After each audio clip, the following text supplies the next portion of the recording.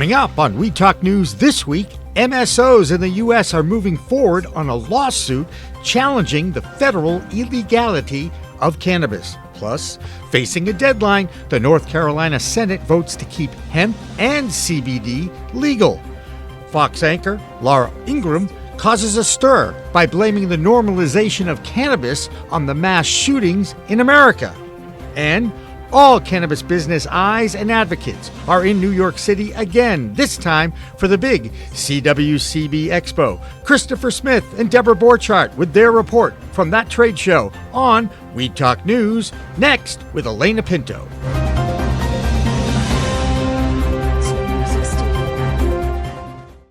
Cannabis Media original content is supported by Salient Systems, your trusted name in video surveillance for the cannabis industry, and by Revolutionary Clinics, Massachusetts' #1 medical dispensary where the patient comes first, and by Accounting Buds, CPA services for the cannabis industry, and by stylighting.shop. Log on today to get your grow kit. We are Pro Cannabis Media.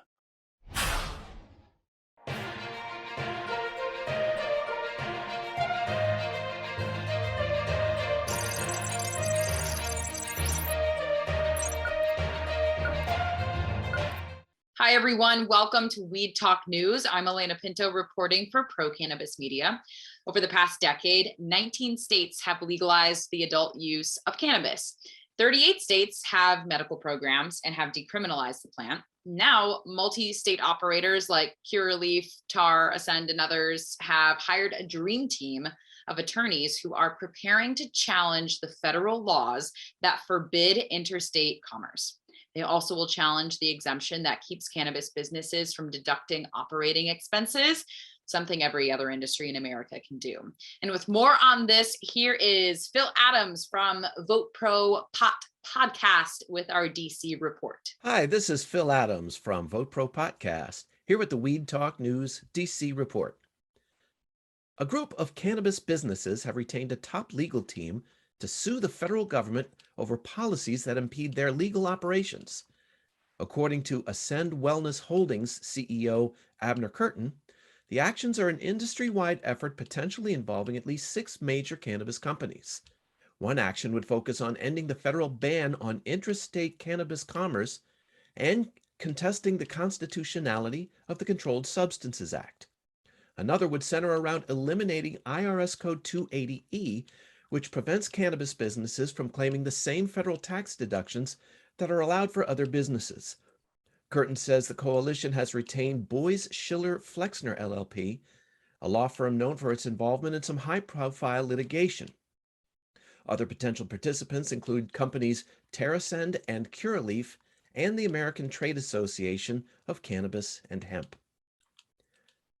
A Maryland official is asking the Justice Department to investigate the FBI's system for reporting cannabis-related arrests. Eric Sterling, a member of the Montgomery County, Maryland Policing Advisory Commission, sent a letter to the DOJ Inspector General urging the division to look into problems with the Uniform Crime Reporting Program as it pertains to marijuana. Sterling says the UCR is creating confusion that results in flawed data, which could impact policymaking, including police funding. At issue is how state and local law enforcement interpret the UCR on what constitutes an arrest. Some localities categorize a civil citation for cannabis infractions punishable by fines alone as an arrest for a narcotic violation. However, not all localities nationwide or even within Maryland have adopted that interpretation. This results in arrest numbers being either inflated or underreported, depending on the interpretation. Either way, Sterling says the ambiguity is causing police departments to, quote, publish false and misleading data about marijuana violations. Virginia lawmakers are considering creating a new criminal misdemeanor for possession of more than 4 ounces of marijuana in public. Just over a year ago, Virginia legalized possession of up to 1 ounce of cannabis for personal use and home cultivation of up to 4 plants. This new provision comes as part of a new 2-year state budget published this week. In response, Marijuana Justice Virginia Executive Director Chelsea Higgs Wise sent an email to state assembly members urging them to, quote, stop finding more ways to criminalize Virginians. A special session is meeting this week to consider the budget proposal. That's the Weed Talk News DC report for this week. I'm Phil Adams from Vote Pro Podcast.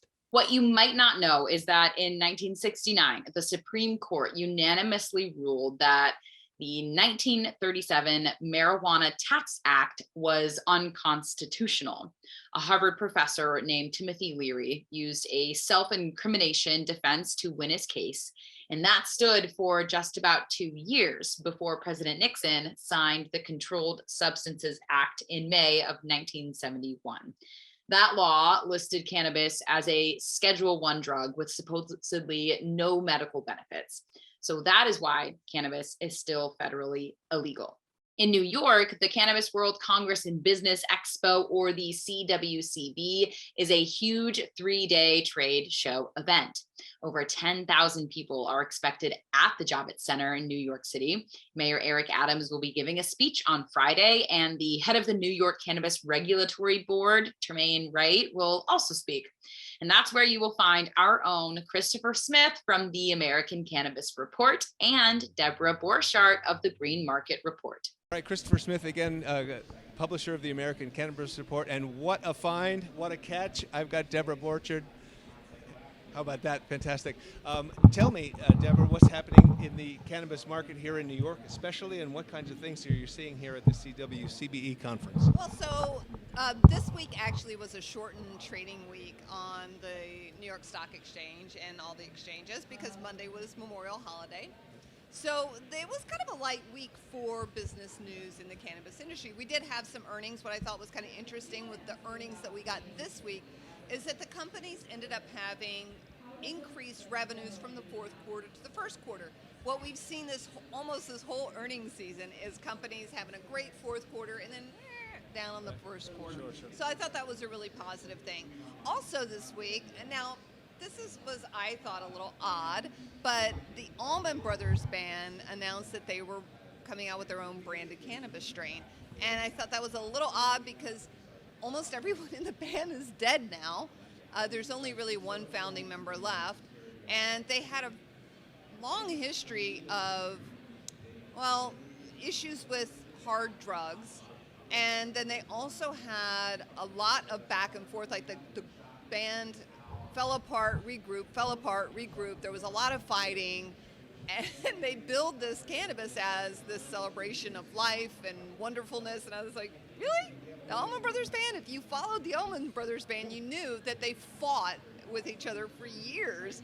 They were not love and harmony at all. So I thought that was a very odd thing this week. Rebranding and launching a company all in one fell swoop, right? I guess so. I just didn't quite follow that pitch, and I felt like it was a money grab.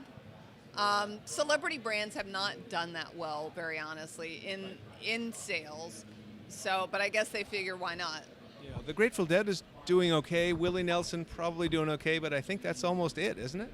I don't believe Willie's Reserve is doing that well. I think that Burner, Be Real, Wiz Khalifa, I think the people that really had that brand recognition of cannabis within their whole personality and lifestyle were doing well. Now, Willie Nelson obviously did live that lifestyle, and I mean, he got arrested for cannabis at one point, and famously so. But from what I understand, because he's not as connected to the brand, it's just kind of licensed, that it has not done well. And right. Cannabis consumers are very knowledgeable, and they know if these artists are very tied into the product or if they're just signing their name to it. Yeah, that's for sure. I think even Santana as a brand you would think would be an amazing success story, and it probably has that same feel to it. He might not really be connected to it, and maybe that's not why it's not necessarily taking off. Exactly. I think with someone like Wiz Khalifa, who was very instrumental in looking at the strains and the grow process and was really focused on it. I think you also see that with Melissa Etheridge. She was very focused on the farm. She really knew what was happening on the farm. And so I think that is that differentiatingness, is the authenticity of the brand and the artist. And then there's the question about Jay-Z then, obviously, because he's so well capitalized and so big, but That I don't know. product has not done well at all. The Monogram line, it was billed as a luxury line. So expensive. Very expensive, and yeah, and everybody just felt like they just put their name on it. Now, as someone as a reporter, for me, if I get pitched a celebrity brand, but then the celebrity is not available to talk about their brand, that to me says a lot. I think that if a celebrity is going to put their name on a brand, they should be accessible. They should be willing to do interviews, and some of these people are nothing. There's just, you can't talk to them about their brand at all. It's a lesson for companies of all sizes, I think. Now, tell me, is there anything interesting going on? And you mentioned a stock market issue that has come up. Tell me about that. Yes. So, not long ago, a company started trading on the NASDAQ called Bright Green. And it was touted as the only cannabis company in the U.S. trading on the NASDAQ. Now, so if anybody follows any of this stuff, you know that the NASDAQ and the New York Stock Exchange won't allow a cannabis company in America to trade because cannabis is federally illegal. So Canadian companies can do this, not U.S. So they said, oh, wow, this U.S. company is going to be trading on the NASDAQ. They said because they have a memorandum of agreement with the DEA to provide research cannabis. So that's why the NASDAQ said we're going to let this one go through. Well, upon some digging, I noticed that within their filing, they had a couple of lawsuits against them. And that's very unusual. Companies don't go public with lawsuits against them. It's very unusual. You'll settle it. You'll do anything to get rid of it. Get it off the books. Get it out of there. So one of them was the former CEO. And I got the court documents from the state of New Mexico. Uh-oh is right. And what happened was, now this was what's called a direct listing. So when you're an IPO, that means you open it up to the market. The shares are for anyone to buy. More shares are offered. With a direct listing, you basically just say, we've got, 1 million shares, and that's that. The only shares you can buy are the ones that are people inside the company are selling. So it's insider selling. Now, the former CEO said, when they came to him and said, we need to verify the valuation of this company, he was like, wait a minute, you're valuing this company at 1 billion, 2 billion, 3 billion, 4 billion, 5 billion, and they have no revenues. They have no plants. They have no cultivation facility. They have no revenues. And how is this company with zero? You're looking at me like, yeah, zero. Red flags, red flags, red flags. So the former CEO said, I'm not putting my name onto this number. This number is not. It's misrepresenting. It's aggressive. It's fraudulent. So they said, you know what? You're out. They fired him. Oh, okay. They fired him. But they still listed at the NASDAQ. And so more digging I see in their filing, they say, well, you know what? If we don't quite live up to the NASDAQ's requirements, we may have to delist. So they're basically going to list the stock, sell their shares, and then potentially just go, oh, and the NASDAQ's probably going to say, hey, your valuation isn't right. You're not meeting these things that we told you had to meet, these requirements, so you're going to have to delist. And by then, they will have sold what was essentially a worthless stock to unsuspecting investors. So that's an incredible story. Good. Yes, it was a lot of legwork. Hopefully it will hopefully it will warn some people not to buy the stock. Okay, good advice. You heard it here. You heard it here from Debra Borchardt from Green Market Report. Thank you so much for stopping by. Now it's time to move into our state-by-state roundup of cannabis news from coast to coast. Mississippi is one of the newer states that decriminalized cannabis and approved a medical program over the past year. That program launched this past week. And on June 1st, the first applicants for a medical card were submitted. One state that passed its medical law way back in 2008 was Michigan. And needless to say, that state has a mature market now. So here's our mature correspondent from that state, Rick Thompson. Hello, everyone. This is the Michigan Report with Rick Thompson on Weed Talk News. Let's begin. Well, it's money versus money in Menominee as cannabis companies battle it out over who won and who lost in the city's adult use retail licensing awards. Rise and the Fire Station were the big winners of the city's recreational cannabis retail licensing scheme. Loom, Higher Love, Highwire Farms, New Group, and Green Farm have filed suit to block the licenses, stating the city of Menominee failed to follow Open Meetings Act requirements and that there were illegal communications between the representatives for some companies and city officials. Former Michigan Attorney General Mike Cox represents Rise, one of the winners, and it was revealed he'd stopped by for a little chat in a private setting with the city manager. Now, the two men claim it was all friendly and there was no business discussed, but was there? We don't know, because Rise refuses to surrender documents to the losing cannabis firms, which would clarify if decisions had been made prior to that conversation or not. Now, the case resumes in court Thursday, and the judge has ordered Rise to play fair and give up the documents requested in this case. Now, do you have a predictive nutrient optimizing algorithm? Well, I do, but it's my belly telling me when I'm hungry. If you're in the business of raising cannabis plants, one Dearborn Heights company says they're looking for a better way to grow bouncy, beautiful buds with less water, fewer newts, and a smaller electric bill. Draz Canna, which sounds like a really bad villain name from a 007 movie, was idle until 2021, but now claims to be setting the global world of eco-friendly cultivation on fire. They believe their new method of constant monitoring can increase plant yield, quality, and taste for users of indoor or hybrid greenhouse technologies. I can't comment on the science of their endeavor, but included along with the company's May 27 press release was a picture which doesn't really inspire confidence. Their high-tech system looks like a series of black Home Depot buckets set up in a standard basement hydro drip system with hoses held in place by duct tape. Now, we had more sophisticated systems at Big Daddy's in 2009. Here's a cautionary tale to those who would make bold claims about being an industry leader, and make sure your supporting photography looks like an industry leader, not like somebody who snapped an iPhone picture of their neighbor's homemade caregiver flood and drain setup. The Cannabis Regulatory Agency just this week announced their quarterly review meeting on June 16th and revealed the special subject for discussion at that meeting: should Michigan's rules requiring flower products to be prepackaged? Should state rules not allow retailers to sell bulk flower? Many cannabis retailers order flower in bulk and sell it deli style, so customers can see what they're receiving prior to purchase, and they weigh out and package each order fresh into the customer's specifications.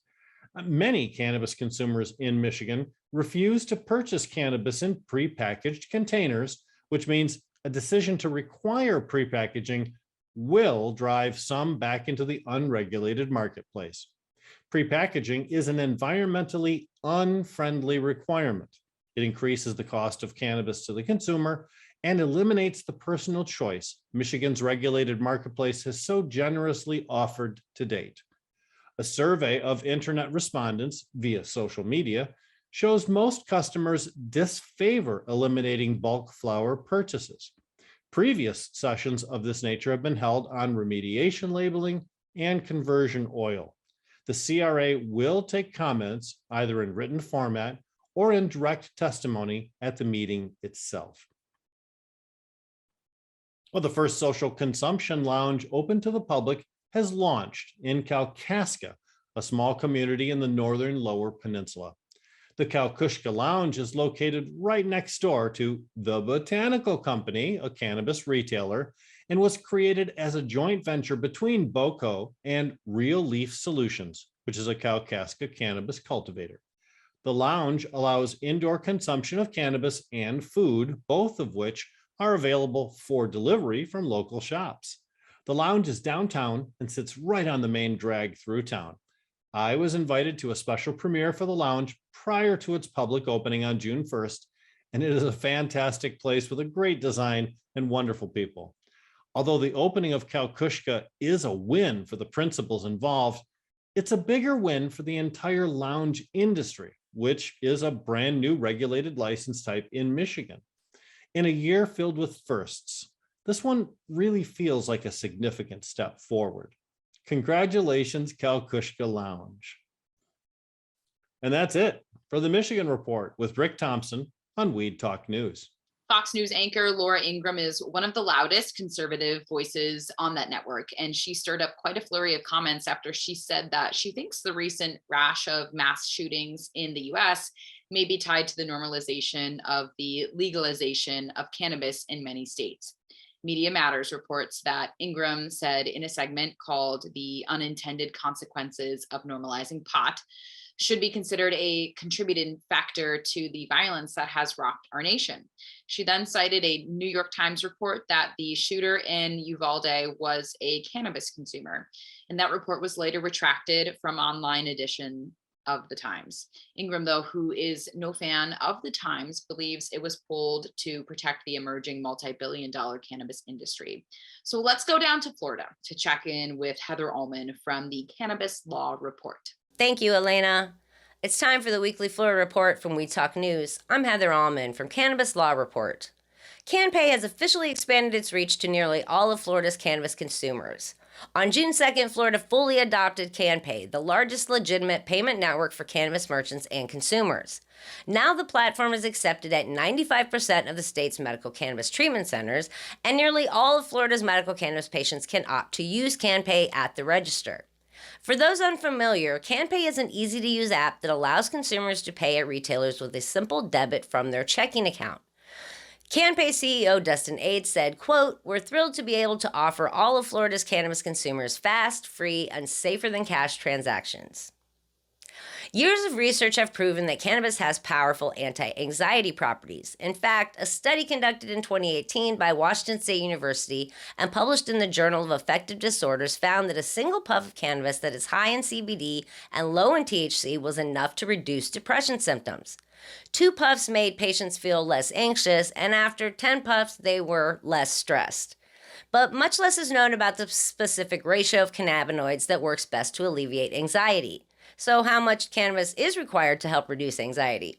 Florida researchers intend to find out with a new large-scale medical cannabis study launched this week that will explore the best CBD-THC ratio for treatment of anxiety specifically.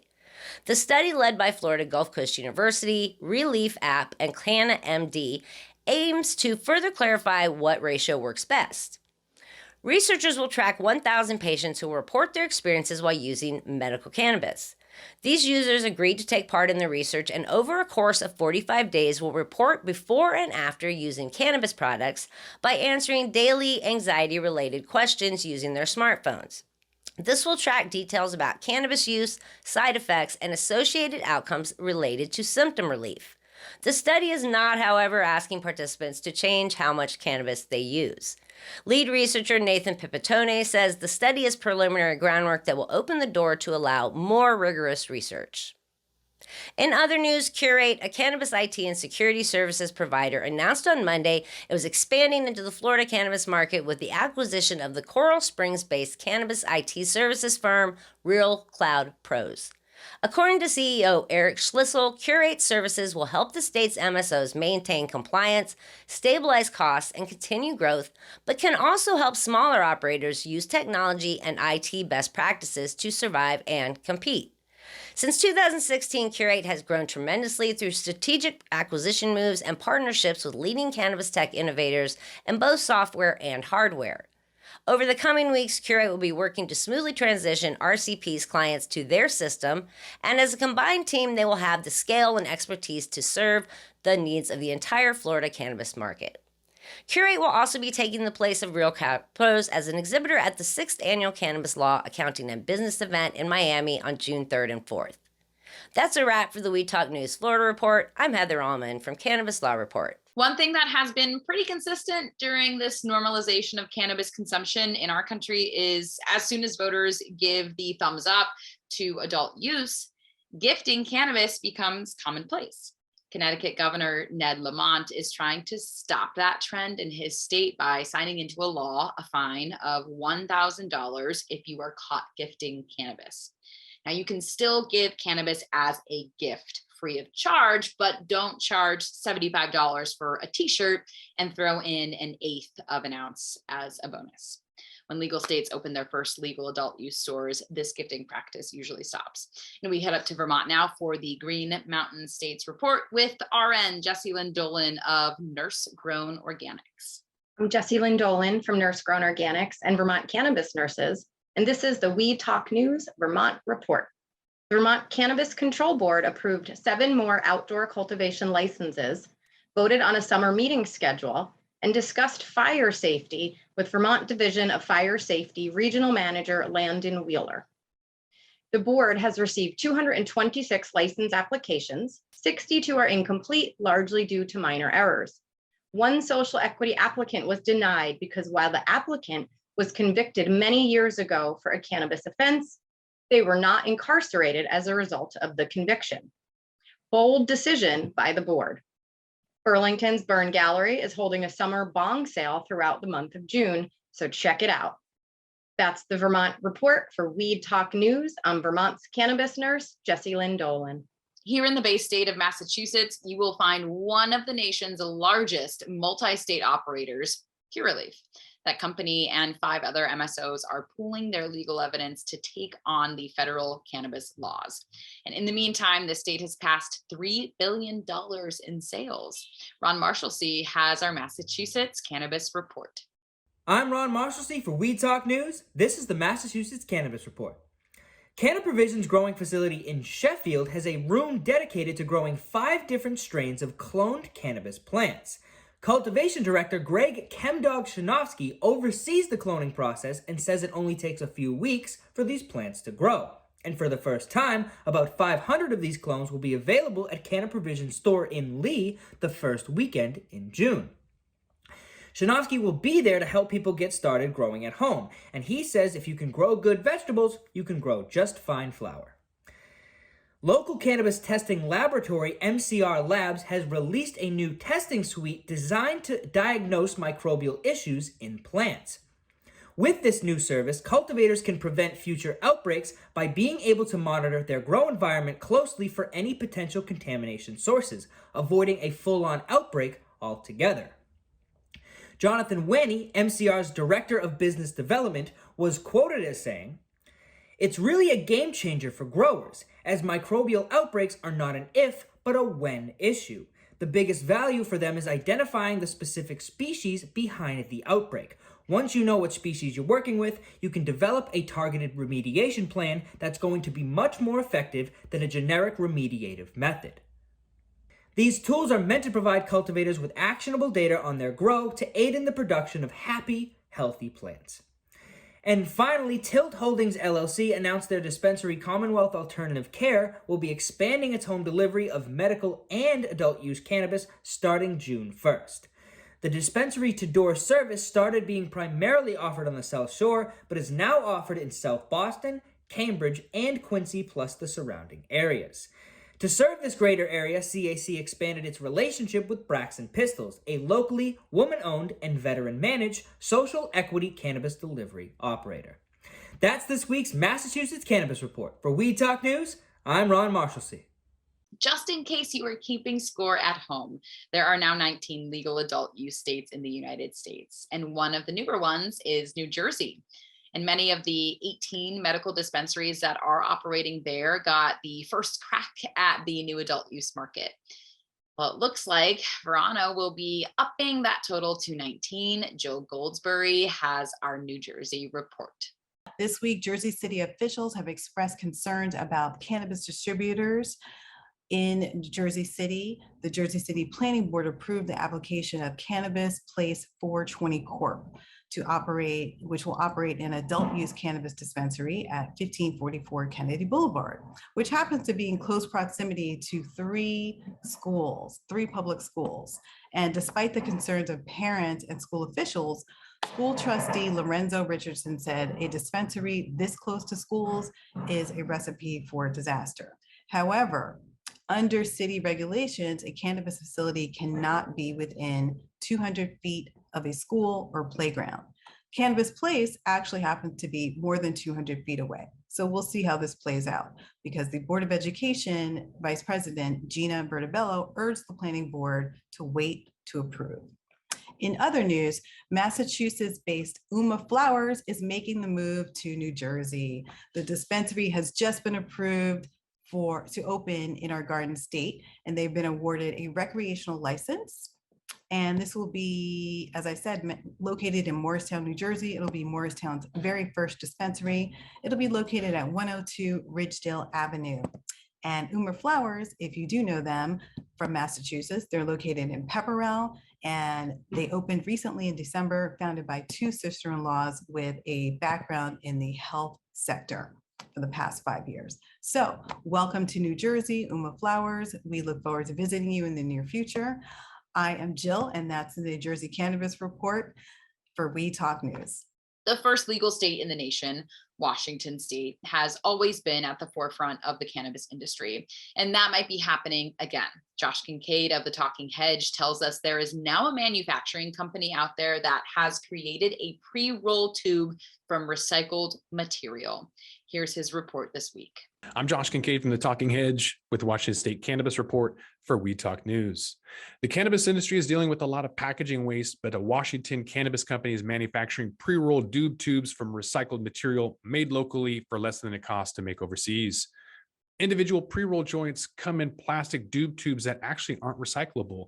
In California, Oregon, and Colorado, $250 million in doob tubes were sold in just one 12-month period. And so if you think about that spread over the dozens of states that are regulating adult use cannabis and all of the material going into landfills, it gives you a sense of the scope of the problem.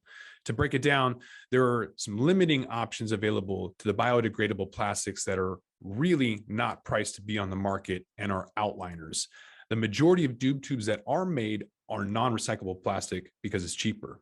But even those that are made out of recyclable plastic, unfortunately, the recycling machines have openings that allow small items to fall through. So any piece of plastic smaller than 3 inches in size is going into a landfill. Washington State is trying really hard to reduce the amount of contamination or diversion of the supply chain from cannabis growers to retailers to consumers. But they weren't thinking about the combined impact of all that packaging going into landfills. The impact is going to be a reduction of single-use plastics, a quick turnaround time with zero waste U.S. manufacturing. So Snowco Packaging is a leader in waste reduction impacts, and they're having invested in a mold that brings the most popular joint doob tube packaging from overseas to Everett, Washington, and they're making this child-resistant doob tube from 100% recycled polypropylene at a competitive price compared to overseas products, with the potential to reduce over 40 tons of cannabis waste from landfills. Next week, you guys are going to find out more about Washington State's cannabis scene, but with that, we're going to have to roll up this Washington State Cannabis Report. I'm Josh Kincaid from the Talking Hedge, reporting for We Talk News. Don't forget to like, share, and subscribe, or don't, and I'm out. And finally, tonight, a study on the studies and research of cannabis. That's right. There's a new study published by the Journal of Cannabis Research that is looking at the more than 30,000 research studies on cannabis from 1879 to 2021. Believe it or not, there has been more than $1.5 billion dedicated to that cannabis research. Most of these studies have been conducted by agencies who are looking for dangers of the cannabis plant. In fact, this new study discovered the bias in some of those reports containing the words that are harm associated. Dependence, addictive, forensic, drug, and abuse were used more often than others. So while many of our policymakers are urging more research, the Journal of Cannabis Research wants to be able to conduct those studies without the bias of the substance abuse community. And that'll do it for this week's Weed Talk News. I'm Alaina Pinto for Pro Cannabis Media. It's a whole new world of weed out there. Use it and research it responsibly. We'll see you next time.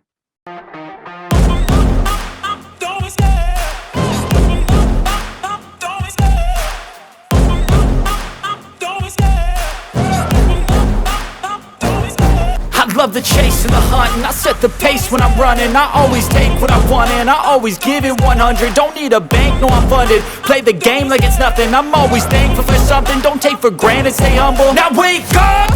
It's time to look at the enemy. Look in the mirror if he is no friend to me. It's not working out, maybe it's the chemistry. It's time to break up so I can make a better me. Better believe in your mind, cause it's everything. You can mold, shape, find almost anything. All it takes is some time and some clarity to find your identity. It's mind over everything.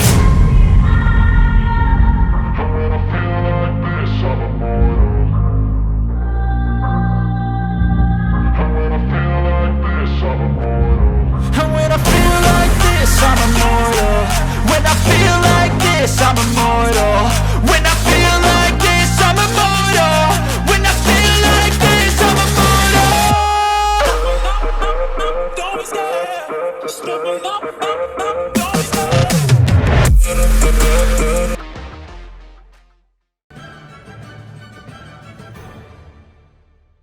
Weed Talk and In the Weeds are two productions of Pro Cannabis Media supported by Revolutionary Clinics, one of the top medical cannabis dispensaries in the Massachusetts area, now with 3 locations in Greater Boston, 2 in Cambridge and 1 on Broadway in Somerville. Rev Clinics has a patient-first mission. They will customize your needs as a medical patient with the proper titration and combination of strains, flavors, and products. Rev Clinics, where the patient comes first.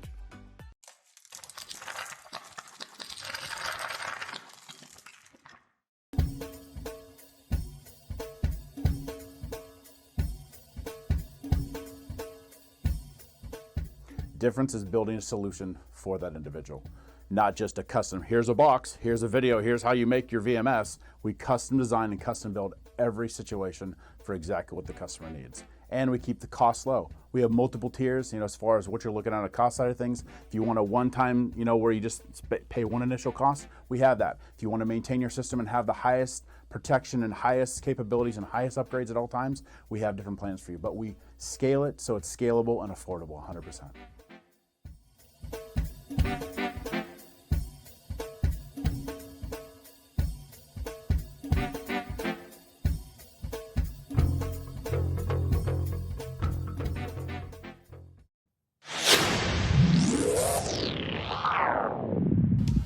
Hey, you want to grow your own plants? Check out Style Lighting's Grow Kit. It has everything you need to become an expert home grower and bring the power of the sun indoors. Style Lighting uses TCP's high-powered commercial LEDs that deliver twice the output in the market. The Grow Kit has a grow bag, a timer, chains to hang the light, and of course the best in the business lighting system by TCP. Check out stylelighting.shop for more information.